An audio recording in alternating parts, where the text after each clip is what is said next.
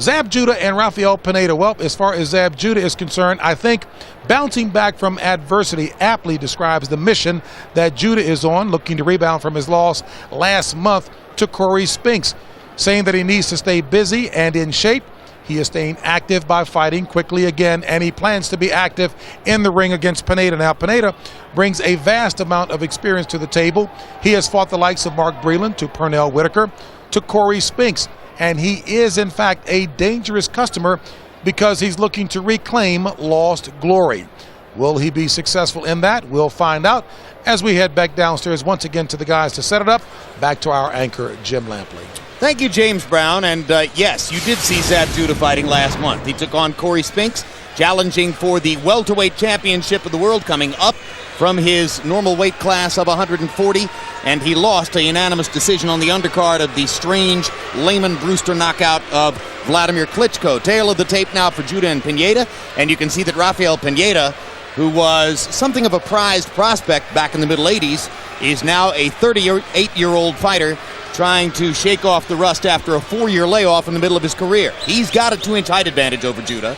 The arm length advantage for Pineda, a conventional fighter. Judah's a southpaw, 3 inches measured from the armpit to the end of the fist. They weighed in at 147, and tonight Zab Deal Judah weighs 152, and Pineda has gone up to 158. Rules of the bout with our unofficial ringside scorer, Harold Letterman. The Zab Judah Rafael Pineda fight is scheduled for 12 rounds using the unified rules of the Association of Boxing Commissions. There is no 3 knockdown rule. Only the referee can stop the fight. In case the cutter scores an accidental headbutt, we go to the scorecards after 4 rounds have been completed, and you cannot be saved by the bell at any round, including the 12th and final round.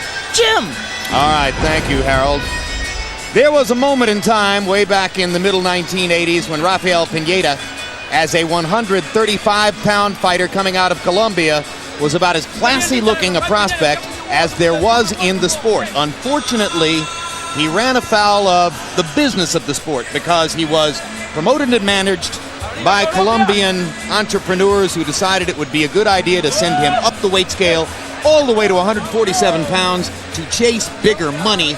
He was not a welterweight fighter, he was a lightweight. Well, he was such a good prospect that he probably had a great difficulty in getting fighters of his own weight to fight him. And so the economics of the business drove him upward, and he just couldn't handle a really big welterweight like Mark Breland. Later he fought Sweet Pea Whitaker. That fight went to a decision.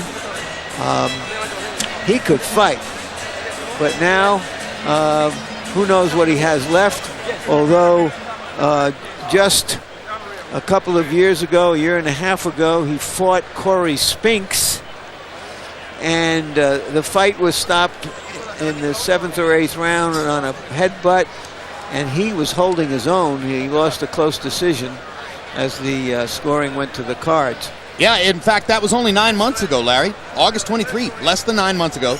Oh, excuse me, you're right. It was in 2002, so a year and 9 months ago.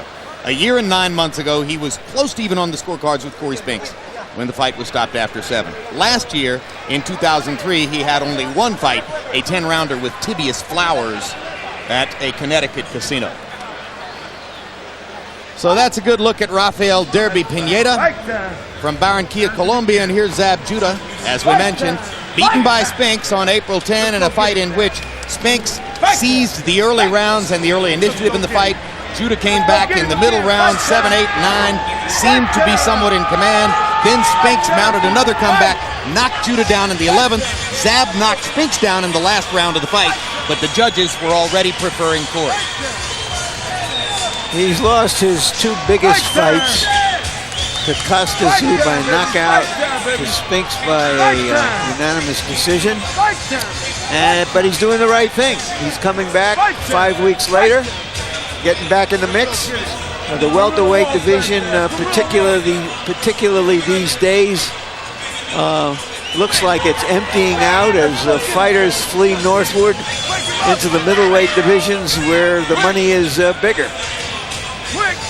Emmanuel, given what we know about the history of the sport, given that, for instance, Henry Armstrong once fought 5 times in a month, this is probably a stupid question, but is it too soon for Zab Judah to be coming back 5 weeks after his last loss? No, in fact, I wish more fighters would do this. This is one of the problems is today. Everybody looks at the money.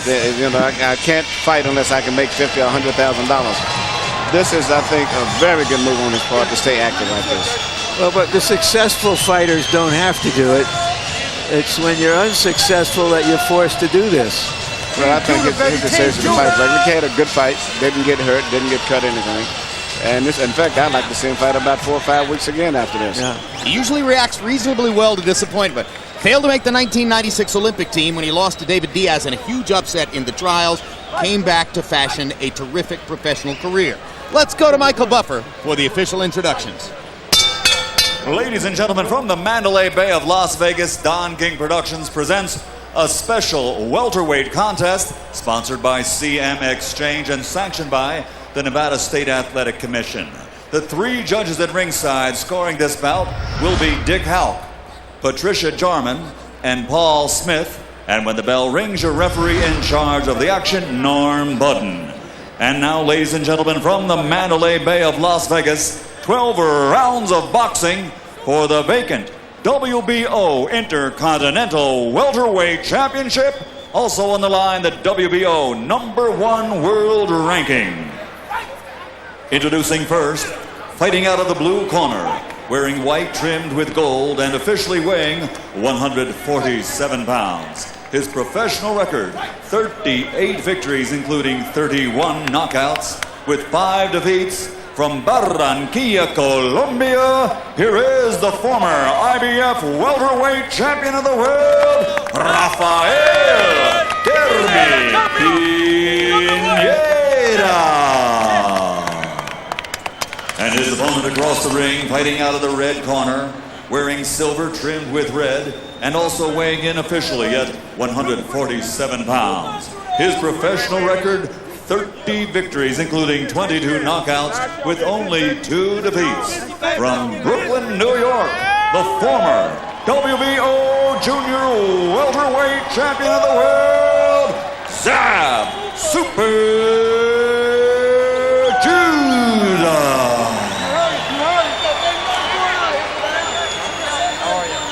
Let's go, gentlemen.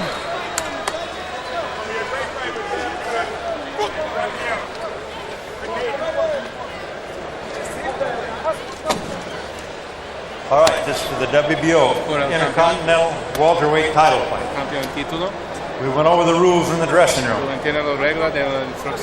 Anything below here will be considered low. Anything below here will be considered low. Are there any questions? Remember, protect yourselves at all times. Good luck.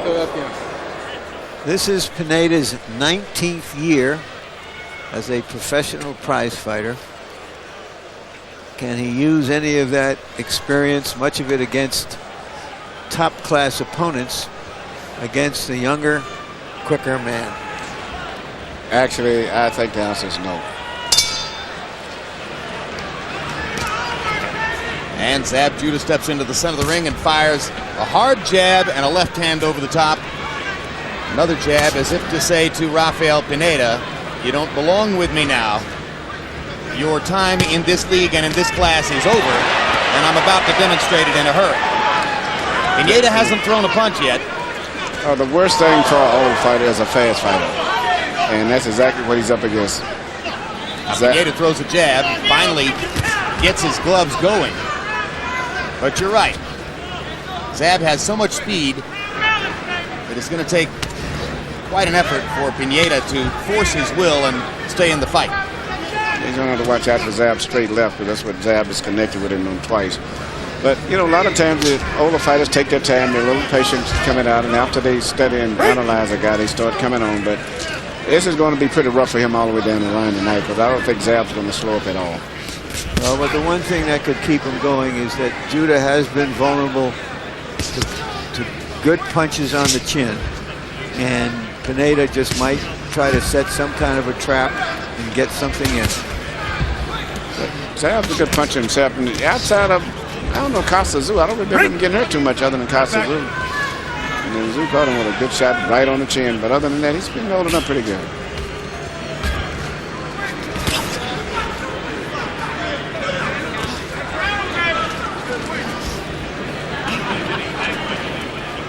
Round one settles into more of a boxing pattern after the first 30 seconds belonged to Judah, who simply came out and out-aggressed Pineda.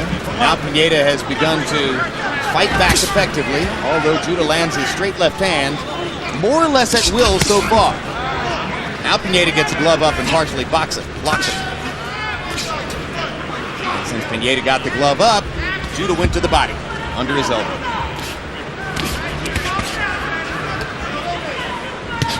Zab looks very sharp in the first round, Emmanuel. Yeah, you know, and I think the fact that he's coming off of a good fight about 5 weeks ago means that his stamina and conditioning should be very good.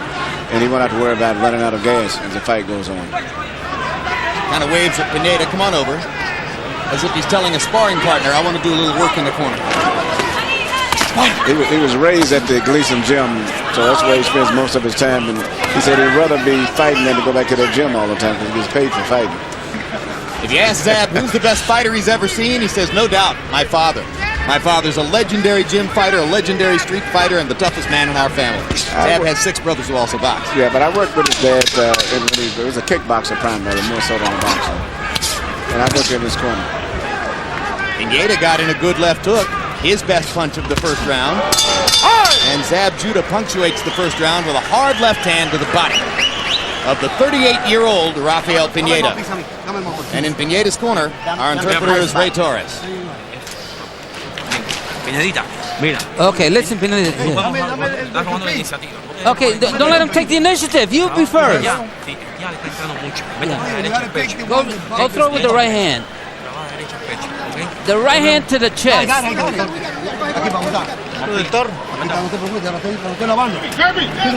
Want the pace up now, okay? Yo, shift on him, shift. Be still, yeah. Let's go. After Pineda lost the decision to Sweet Pea Whitaker, he took off 4.5 years. His marriage collapsed. He was in a severe depression. He has 5 children now, from 7 to 14 years of age, and pulled himself out of a deep funk. Now he faces the versatile and talented Zab Judah, who in round 1 landed 22 out of 60 punches, including 18 of 29 power shots. Pineda, much slower start, landed 6 out of 25. Took Pineda about a minute to get himself into the fight. Yeah, and it seems like he's kind of watching out for that straight left of Zab and coming back with his left jab himself pretty good now. And you heard the Pineda corner asking for the right hand to the body. He's fired that shot twice already in this round. Now Zab Judah gets in a little left to the body. And another left hand upstairs that backs Pineda off.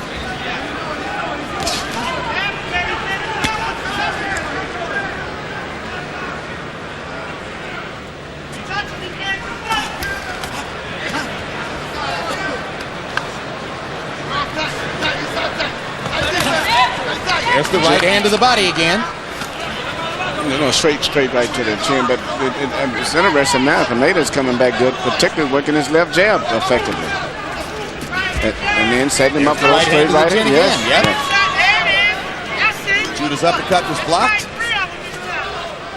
This time he double jabs, but doesn't get in the left hand. Nope. Pineda's keeping his right hand in a position where he's catching most of the straight lefts is coming from Zab right now. He blocked that last straight left. And he's working very effective with his left jab. There it is again. So what you're seeing is, and this is part of what Larry was talking about earlier, Rafael Pineda knows how to fight.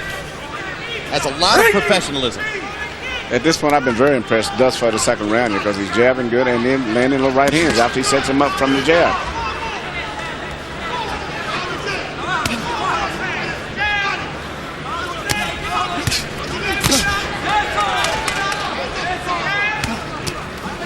Now Pineda lands his jab after landing the left hook to the body. A little red around the nose of Judah.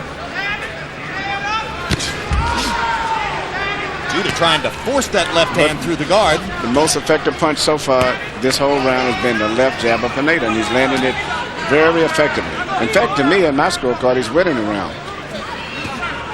And the jab is not supposed to be that effective against a southpaw. No, it isn't. But I've always, one of my favorite punches is a jab against a southpaw and a left hook, because southpaws are always looking for your right hand. And he's probably jabbing over the shoulder of Zab instead of shooting from underneath.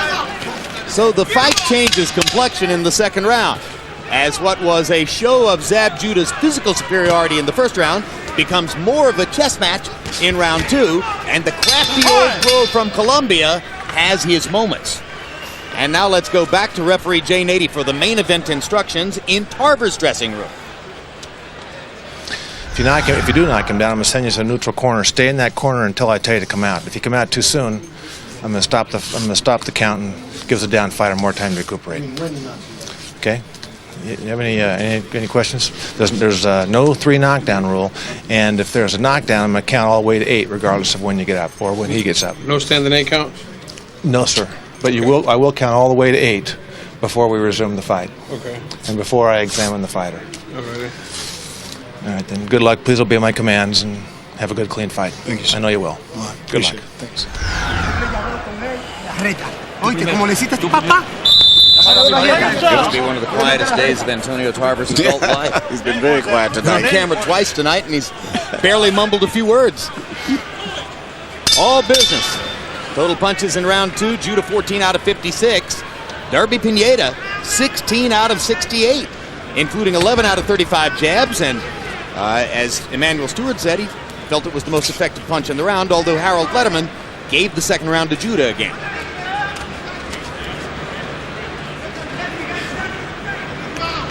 It could be that Judah is just not used to getting hit with that jab from That's right. a right-handed fighter. That's very, very surprising, because most right-handed fighters are always trying to get in position to throw straight to the straight right hand. But at this stage right now, what's going on now? They bumped heads. Momentarily bumped heads, and Judah blinked his eye. Pineda's putting a lot of pressure on Zab right now and systematically breaking him down with that jab.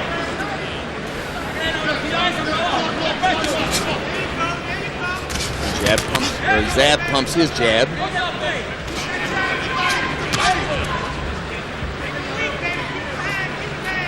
Pineda's jab, though not as quick as Judah's, is heavier. And those straight right hands are finding the target. Judah with a good body punch with the left hand. Working under Pineda's right.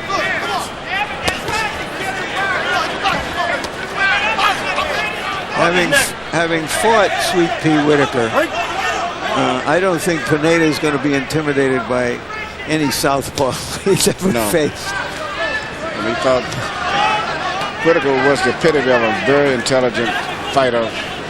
Southpaw, he just carried southpaw boxing to another level. And as an amateur, he was a good puncher, more in particular body puncher. Well, and Zab Judah spent a lot of time in the ring with Whitaker, because Whitaker schooled him back when Zab was an amateur, and while Whitaker had turned pro, and then later, after Zab turned pro, he sparred with Pernell Whitaker. In fact, his reputation was that he was basically a bigger version of Pernell Whitaker with a little bit more punching power than Pernell. It's tough to be compared to Pernell Whitaker, whose defensive skills were off the board. Phenomenal, especially the fact that he was standing right in front of you. A lot of the southpaws moved around a lot, jab, dance, like Camacho, but he was set right in front of you and beat you. Yeah, you'd miss Pernell over and over from 6 inches away. Right, and he could always be in a position to punch back after you missed. Now Judah managed to land a counter right hand as he backed into the corner there. Pineda's fighting with increasing confidence, and his hands seem to be speeding up just a little bit. This could turn out to be a very good fight if Pineda has the stamina to go down the stretch. Fight scheduled for 12 rounds.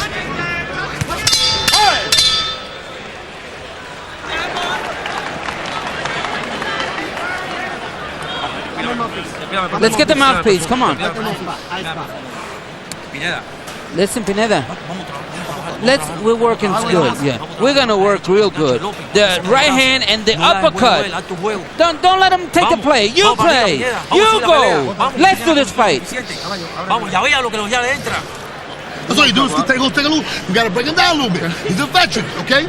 He's a veteran. You ain't gonna get him. Just keep breaking him down. And yo, every time you close, look for your uppercuts. Look to go up the middles. All right, 1, 2, 3. Take your time. Keep working, baby.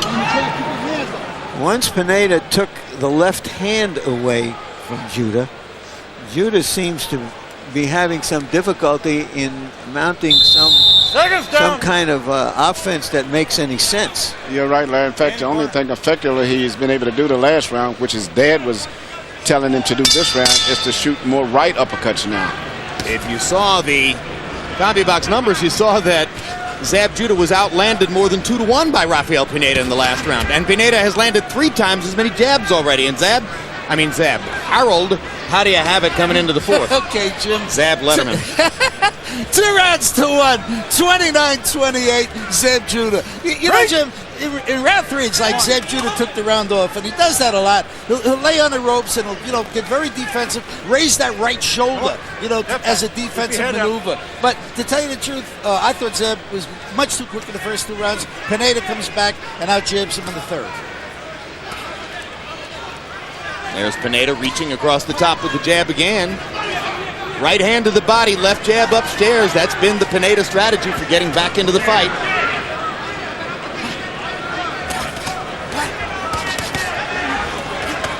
They trade against the ropes.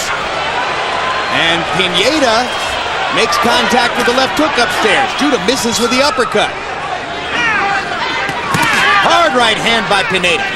Right onto the chest, and now Judah moves away, and he's waving the glove at me as if to say, Jim, don't get excited. Obviously, I'm completely in control. Thank you, Zab. The last time I saw a fighter do that was Floyd Mayweather. He would be does it in just about every fight. He talks to the broadcast about while he's fighting. I'll never forget the night when I said, well, that's the second time Mayweather's turned southpaw in the fight, and he turned around and yelled third time. I said, okay. Corrected. An interesting thing just happened there. The referee was on one side of Judah, and he hit Pineda with a low blow, thinking that the referee couldn't see it, but the referee saw right through it. That's Norm Budden, Nevada referee. We don't see all that much of him.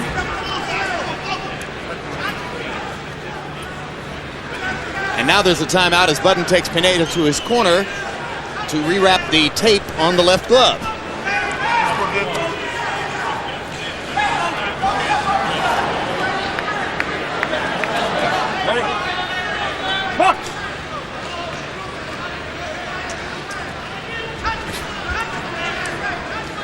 We're at the Mandalay Bay Event Center on the Strip in Las Vegas.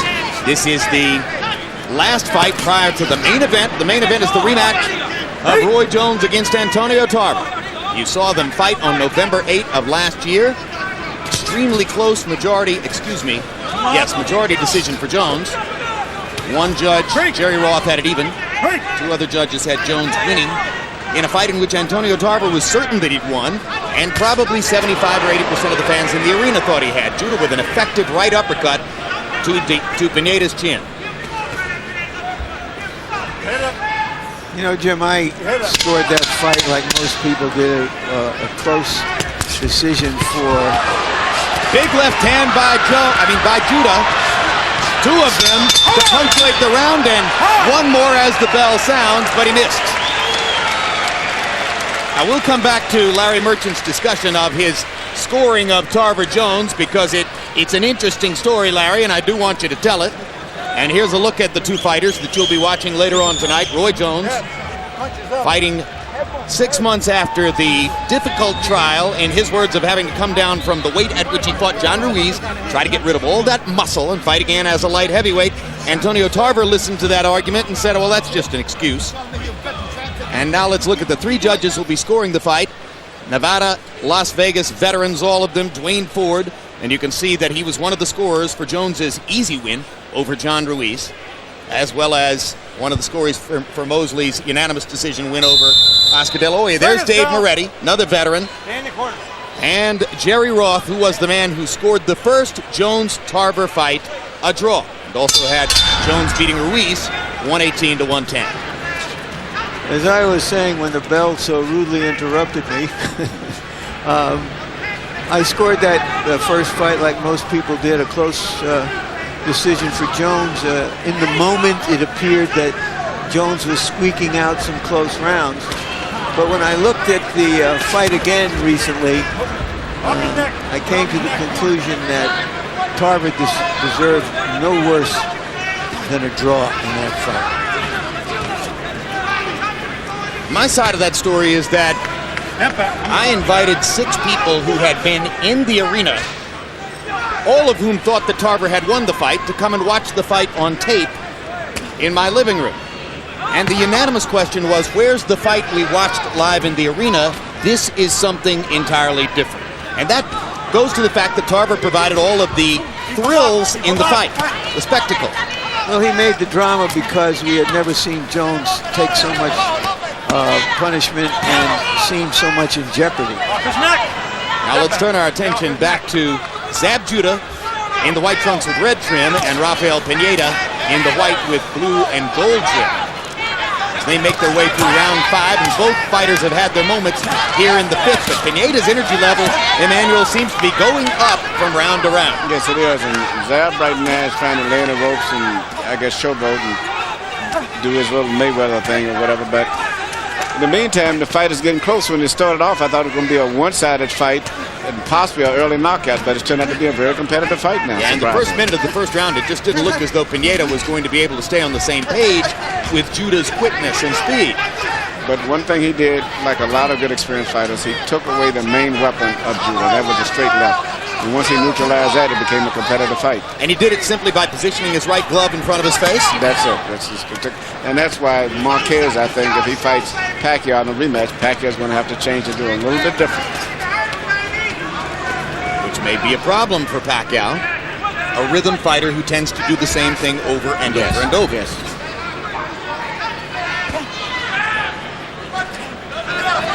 Touch him, Sam! There you go! Once you touch him, you got it! This referee, Norm Budden, doesn't warn on low blows if they have no effect whatsoever. If they're just taps, he lets them go. Stop! Time. And now, once again, Pineda's going to have to have a glove wrapped. And that's why in some states like in New Jersey, they use the duct tape, the gray tape, which is waterproof, which doesn't come loose. In California, they use the same thing on this red. If you're the corner man for a 38-year-old fighter, you probably want some loose tape so that he gets a rest in the middle of the ground every once in a while, right? Yep. Pineda lands a little left hook after Judah overcommitted with his own left. Yep. Pineda's fighting him back. And it's really, to me, kind of bad to see a young fighter like Judah trying to fight in the ropes. That's something for old fighters where you don't have good legs. Young fighters should fight in the center of the ring.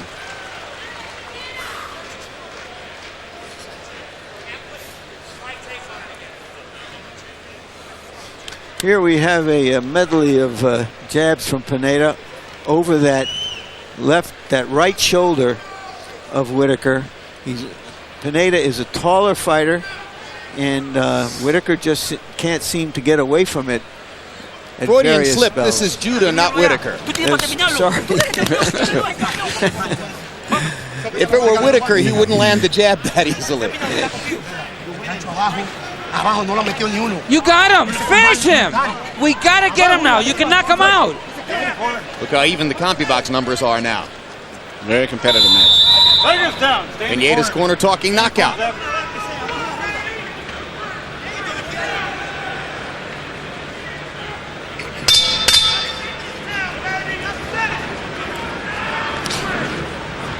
Sixth round of a scheduled 12. And again, the fight narrows on Harold Letterman's scorecard.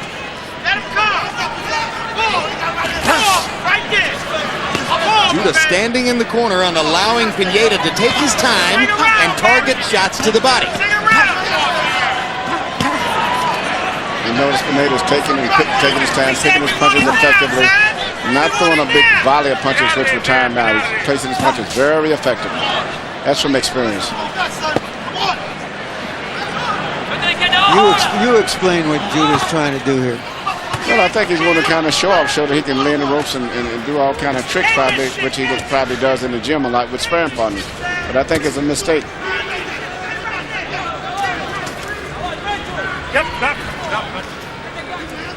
He should be using his greater energy to steadily outpunch Rafael Pineda, right? No, because Pineda is an older fighter, and it's interesting. Zab is not using his legs at all, which is a big factor when you fight an older fighter.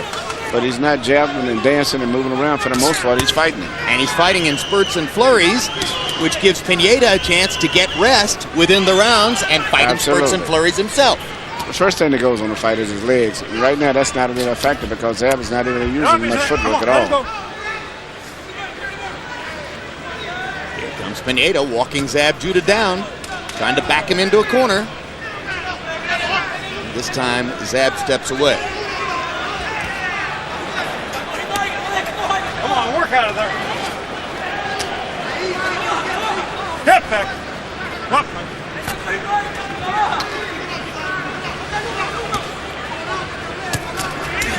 If a fighter isn't used to coming back in 4 or 5 weeks, Manuel, could this be hurting his energy? No, I don't think that. I think it's just the style of Pineda's a very smart fighter. He's giving him problems. I don't think if he'd have stayed off about 3 months, it would have been any different. Pineda's surprisingly very, very smart. Keep him up. Well, you must know something if you've been fighting for 19 years. Yeah, but I thought the layoff and the momentum and everything that Zab has would give him a good advantage, and he would have probably scored a knockout by now. Did you see Pineda when he was a young, rising, lightweight prospect, Emmanuel? No, I never noticed him. He was something. Keep him up. That's 2. He's fighting a very, very smart fight, considering that his skills are probably corroded comparatively, and his speed and everything is slowed down, but he's fighting a very smart fight. And in fact, this fight, in my mind, is pretty much close to being a draw right now at this stage. Which looked impossible in round 1. Judah came out strafing Pineda with all those left hands. Let's go to Roy Jones's dressing room and listen to some more pre-fight prep. And there is Jones warming up and preparing himself for movement in the fight tonight after having been stationary against the ropes so much of the time in the fight last November. Jones's trainer, Alton Merkerson, and you can see the experience in title fights. The 3 losses, one of them was with Jones to Montel Griffin by disqualification, and the other 2 title fight losses would have been with either Gaynor or Cole because, of course, Roy Jones has 1 loss in his entire career. And there's Tarver's trainer, Buddy McGirt, who's gotten a lot of run the last couple of years as one of the hottest trainers in the sport. Tarver, Gatti, Casamayor. Buddy McGirt says that he cannot watch the first fight between Tarver and Jones because Tarver had an opportunity which he did not completely capitalize upon. Round 6, Judah only threw 37 punches and Pineda threw twice as many. Which of these fighters is 38 years old? I'm really surprised right now. Harold, how do you have it through 6? Okay, Jim. I tell you, I got it 4 rounds to 2. 58-56 Zab Judah. But I got to tell you something. He's making this fight very, very tough when he should be winning this fight very, very easy. You know, Jim, I mean, just laying around like he's doing right now, declining or what, that is costing him rounds, which he shouldn't lose. But anyway, be as it may, I still think he's landed the sharper shots, and he's winning closely. I have it even 3 rounds apiece. Hard right hand over the top by Pineda. Larry, Zab Judah, in the eyes of many, didn't lose all that much by moving up and challenging Corey Spinks and losing for the welterweight championship. He's still more prominent as a 140-pound fighter. What would it do to his career to incur a surprise loss to a fighter like Pineda here? Well, he would have to admit to himself that there's one less great fighter on the planet than he thinks there is.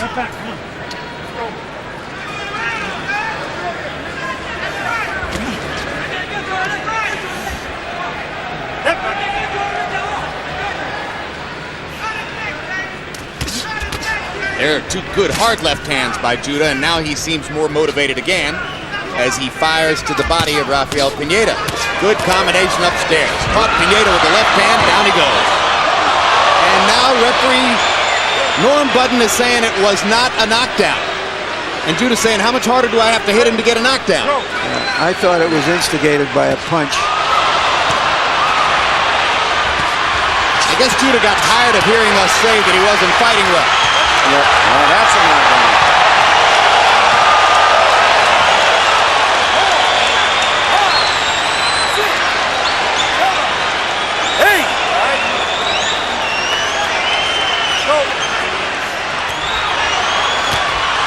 It's a speed festival for Judah now as he's flashing his greater speed and landing hard punches.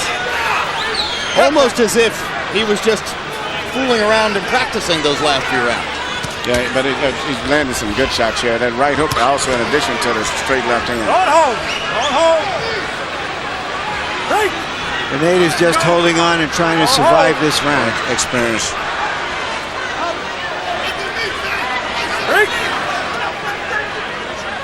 As if Pineda can survive this round, he may find Judah a little tighter in the next one.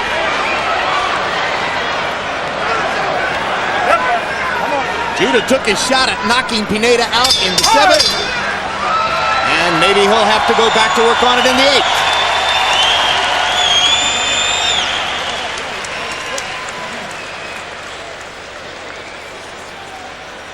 There's the one that was ruled a push, Larry. Yeah, there was a punch there. And Pineda was coming in and trying to hold on, and Judah threw him down. But that was a clean punch. And Pineda just went down and took a count. Now here's another angle at the one which was ruled a legitimate knockdown. So huge round for Judah in the 7th. He's all right. Remember, we're scheduled for 12. Zab Judah landed 24 out of 36 power punches there in the 7th round. Seconds down. 10 corner. Second. See how much energy he has left now for the 8th. 10 corner, Deb.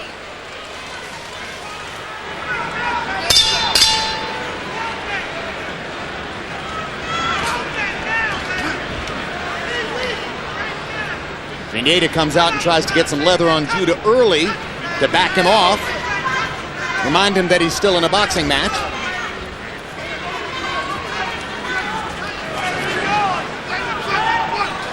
And Judah doesn't appear for the moment to have the kind of blazing energy with which he fought the 7th.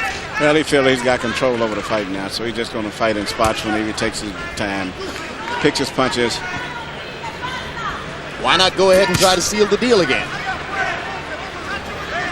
Well, there's a little showmanship in it if he wants to demonstrate it.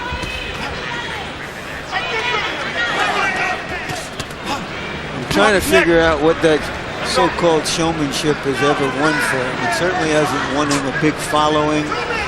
Maybe it makes him feel good in the ring, show some domination, but I'm not sure it's ever been of very much use to him. He ought to watch his pal Floyd Mayweather. He doesn't have to do that stuff and is just an outstanding boxer and prize fighter. You'll get to watch him next week in Atlantic City against DeMarcus Corley.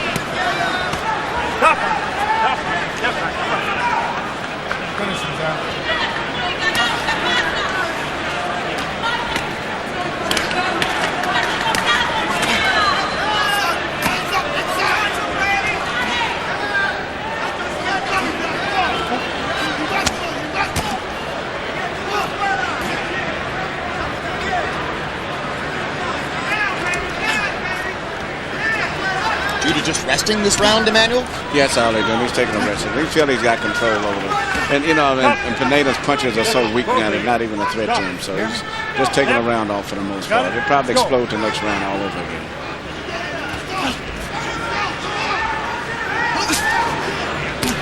Zab missing wild with the right hand. Looking away, not looking at Pineda. Trying to decoy him. I mean, does he really think that that kind of stuff is going to do anything to a veteran like this?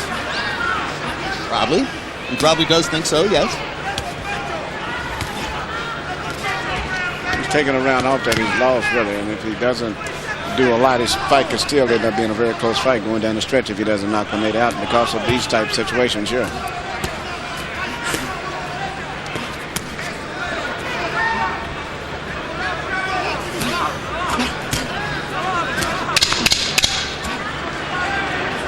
Now this is a heck of a round for Pineda, coming off a tough And actually, round. what I thought was 2 knockdowns, really, when one was only scored, and it wins the next round.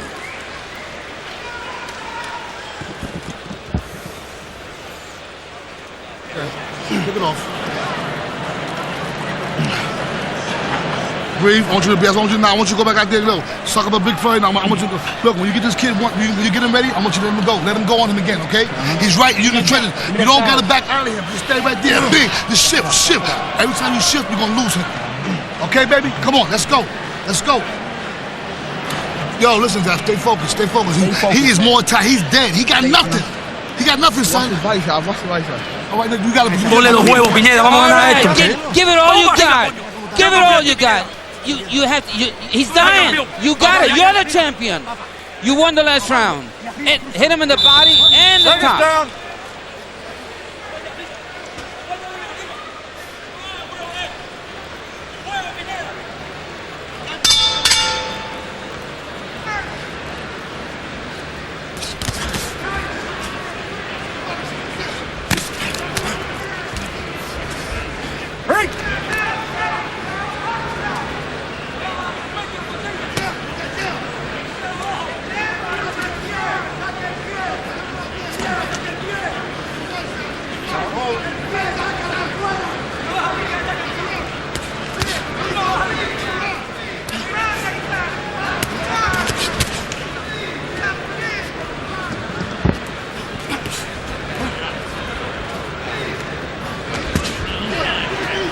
You know, it says a lot about Pineda that he came back from that knockdown and that bad round, because fighters, when they get to this stage of their careers, they very often will stay competitive until they're hurt.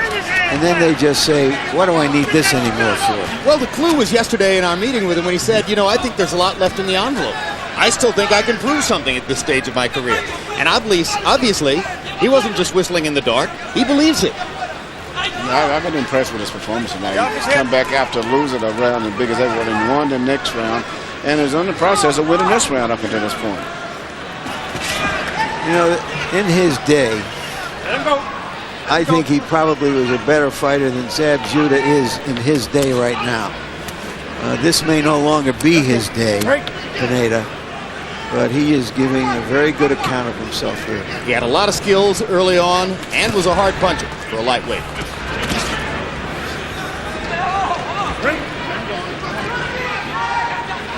Pineda's forehead shows some swelling from the hard shots that Judah has landed. Seemed like he hurt Pineda with one of those body punches. The right to the temple might have hurt a little bit too. Yeah. Good hard body shot there by Zab Judah.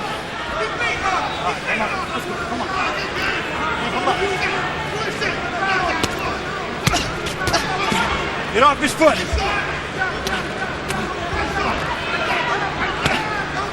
Pineda's punches just doesn't have any power on him at all in his snout. And Zab Judah has decided to go a little bit harder and more concertedly to the body in the last couple of rounds, and that may be part of the reason why Pineda's punches are losing snap. Yeah, because I think plus the fatigue, age. But regardless, the rounds are being scored close again. Ready? Let's go.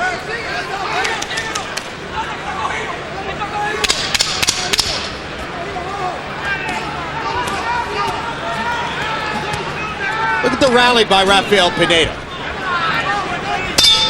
Desire and commitment from a 38-year-old fighter who at one point was out of the ring for 4 years.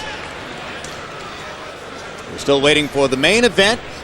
Next fight on the card, Antonio Tarver's chance to regain the light heavyweight championship of the world, which was taken from him by Roy Jones last November 8th in Jones's close and controversial majority decision win over Tarver in that fight. Antonio Tarver determined to take back the title that he believes is rightfully his. There's Jay Nady, the referee for the main event. There are a couple of amazing things about Nady. Point one, I can't believe he's 63 years old. The vitality of the man is extraordinary for that age. Point two, he's probably as good a referee as you can get when you got big heavyweights in there, because he's big enough and strong enough to wrestle with them and in some cases even to throw them around. And, of course, you saw that he refereed Roy Jones's victory over John Ruiz last year. Ruiz and his manager Norman Stone were furious, thinking that Nady had prevented their man from doing what he wanted to do. Nady said, I'm not going to let you hold. Harold Letterman, how do you have it through 10 between Judah and Pineda? Okay, Jim. 6 rounds to 3, 87-83, Zab Judah. You got to give him an extra point in round 7 for the one knockdown. I'll tell you something, Jim. On the knockdown that Norm Budden said wasn't a knockdown, Rafael Pineda actually tried to kick Zab Judah. Not know why Budden didn't say something about it. But be as it may, Zab Judah seems to be losing rounds that he just loses by clowning around. Pineda fighting a good fight, 87-83, Judah. I have it closer than that. And I think Pineda, it's still possible to win the fight if he can win these last rounds. Well, in the last round, for instance, Pineda by CompuBox numbers threw 70 shots, Judah only 49.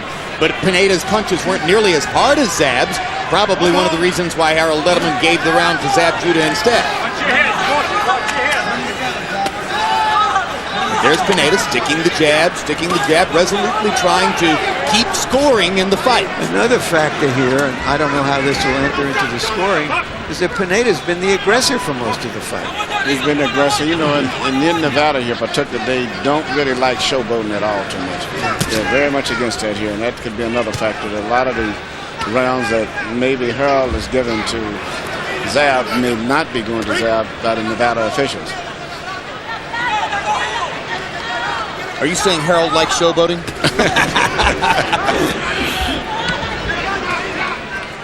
You know, I thought when Pernell Whitaker fought Oscar De La Hoya, I thought the last 3 rounds, which were very crucial, were given to Oscar simply because of the fact that Pernell was showboating a little bit. Yes, and Oscar was going forward and chasing the fight. Yes, even though he wasn't landing many punches, here they always give the rounds to the guy who's really working the most and the hardest. And one of the arguments in favor of Felix Trinidad beating Oscar De La Hoya in their fight was that if De La Hoya deserved the decision against Whitaker for chasing the fight in the late rounds, that's what Trinidad did against him. Yeah, the same thing works all the time here in Nevada. They usually go for whoever's the most serious and who works hard the last rounds in particular. So you think Pineda may be getting more of a break on the scorecards here than Harold Letterman has given him so far? And if he doesn't get knocked out or get knocked out again, this could be a very close fight. Because he's actually outworking Zab. I mean, it's not even any comparison to him. I think he's making Judah look bad even if Judah wins the fight, simply because he's a good professional prize fighter who's just outworking a fighter 12 years his junior. Not punching, no kidney punching. Maybe Zab penalized himself a little bit by looking so good in the first minute and a half of the fight. Makes everything since then look somewhat disappointing. Outside of that round and the round when he scored the knockdown, he hasn't been that effective to me or impressive. We're between rounds 10 and 11 here, but in the meantime, let's take a look at the evolution of Roy Jones's body. 1992 as a middleweight, March 2003 when he fought John Ruiz, November 2003. Larry Merchant? Well, I think one of the things that points up is that Jones probably was at his best, like most fighters who've moved up in weight, when he was at his lower weight. He was, at that time, his legs and his fists would fly like angry bees. He is much more of a stalking, counter-punching kind of a fighter now. In the corner. Round 10 CompuBox numbers. Zab Judah only threw 23 punches. Pineda threw 64. Not hard to tell who was the harder working fighter in that round. You know, I have this fight even after 9 rounds. The knockdown by Judah makes it even. One more question about the Jones body. Emmanuel Stewart. Roy says that to have taken his body down from heavyweight to light heavyweight for last year's fight against Tarver was excruciating because he was all muscle. This time, he sat around for 6 weeks, he says, and allowed all that muscle to go to fat. Right thing to do, Emmanuel? No. I think what he did the first time was very difficult because he said he mainly tried to lose weight by just running and starving. And this time he's changing his diet, doing things slowly. You know, I think that's made a big more scientific approach. Much more. And then certain things that you lose when you're doing a lot of excessive sweating, such as potassium and magnesium. He's been taking those nutrient supplements and things and nutrients to keep his body balanced out. I'm just starting to wonder here if Judah is tired. Yes. Moving away, not throwing many punches. Which might indicate that Zab took for granted that coming back and fighting 5 weeks after his fight against Spinks, he would of course be in shape if he only stayed in the gym and did some work, and maybe that isn't quite enough. Yeah, and this is a good workmanlike performance by Pineda, even though he doesn't have the punching power to snap anymore, but he's consistently applying pressure. And he's neutralized Zab's best asset, which was the straight left. Zab is not boxing at all, using his jab, just mainly waiting to just throw a flurry of punches, and other than that, letting Pineda win the fight. Well, we talked about how difficult it is for most conventional style fighters to land jabs against southpaws, and how Pineda has defied that norm here tonight. By CompuBox numbers, Pineda's landed close to 80 jabs in the bout, and that's the largest number with which Zab Judah's ever been hit in a fight. Not overwhelmingly surprising, given that most conventional fighters barely try it. I agree with you, Larry. Even though Zab may win this fight, it's not really an impressive performance, regardless of what the final outcome is. He spent a lot of time shucking and jiving, landing the ropes, trying to communicate more with the audience, and not really focusing on the fight. And as a result, the fight is becoming extremely close.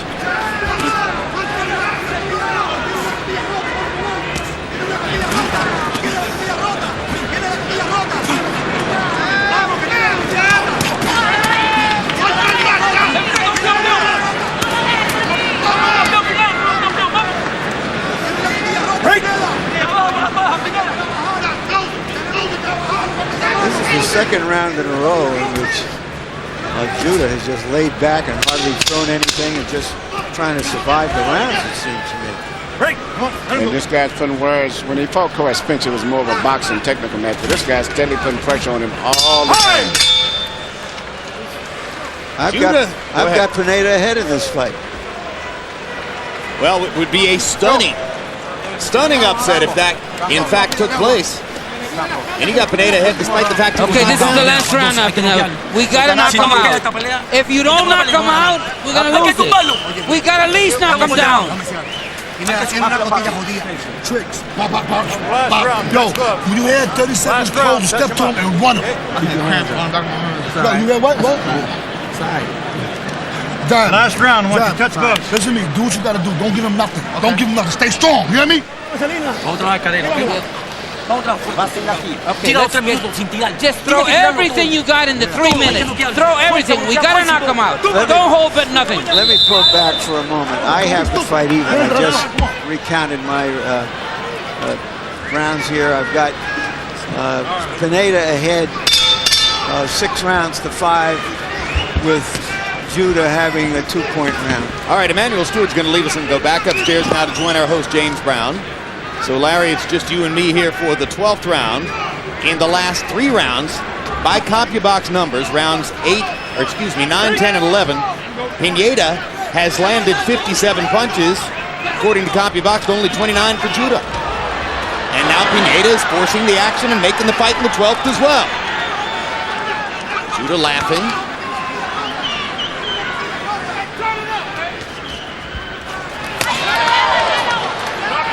Well, I'm glad he's finding this funny. Or amusing. Obviously, he feels secure. And Pineda's corner was telling him he needed a knockout. I'm not sure Rafael truly believes that he needs a knockout to have a shot in the fight. He's not fighting as though he's desperate for it. Well, they may feel that this is a Judah in a kind of a hometown fight and trying to make him win convincingly. Zab checked the clock. See how much time is left in the round.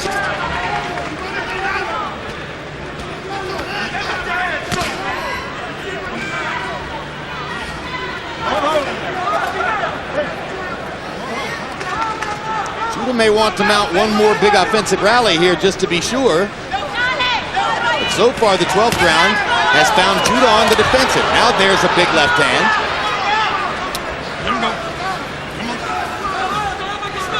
Judah moving his feet to get going, and now he hits Pineda with a big left cross.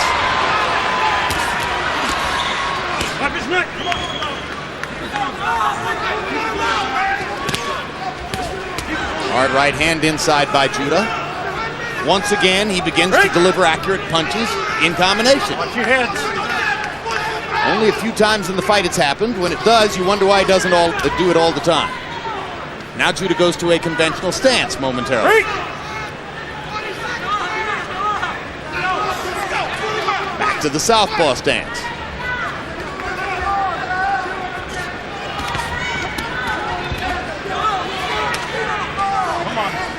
Break!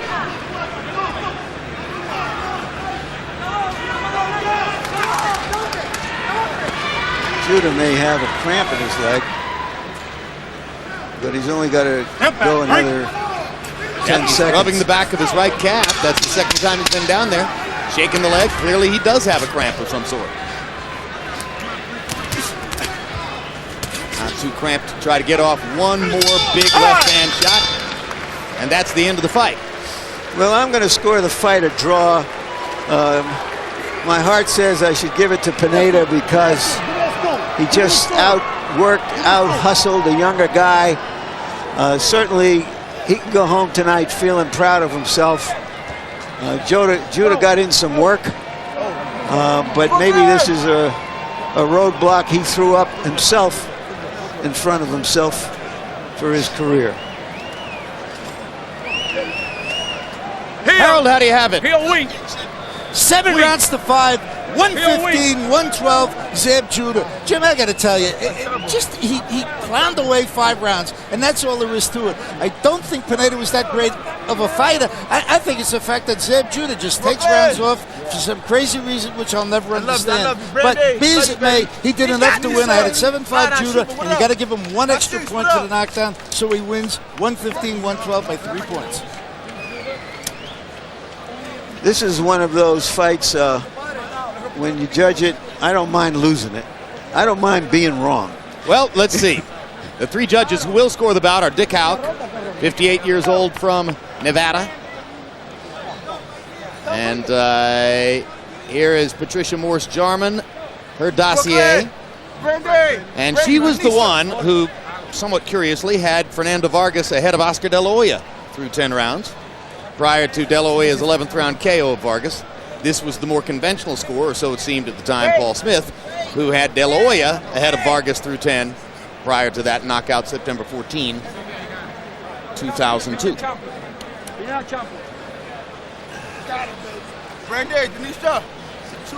Totaling up the scorecards of Houck, Jarman, Morse, and Smith.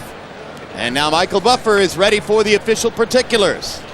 Ladies and gentlemen, we go to the scorecards here at the Mandalay Bay. Paul Smith scores this bout 115-112 for Pineda.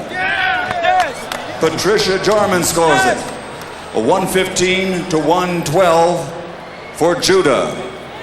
And Dick Houck scores it 114-113 to the winner by split decision, Zab Super Judah.